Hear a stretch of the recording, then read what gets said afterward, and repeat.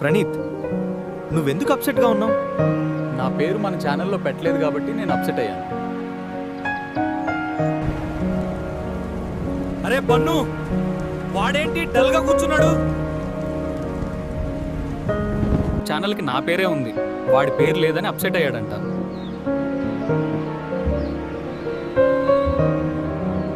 ఒక్క వీడియోకి అంత బిల్డప్ అవసరమా? సర్లే, మార్చేస్తా.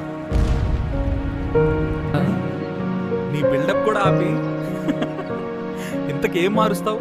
ప్రణీత్ గారిని మారుస్తావా? ఎక్కువ మాట్లాడితే నిన్ను మారుస్తా. ఏం మారుస్తానో చూస్తావుగా. ప్రణీత్, బాధపడకు. వాడేదో మారుస్తాడంట, పోతే ఇద్దరం పోతాం.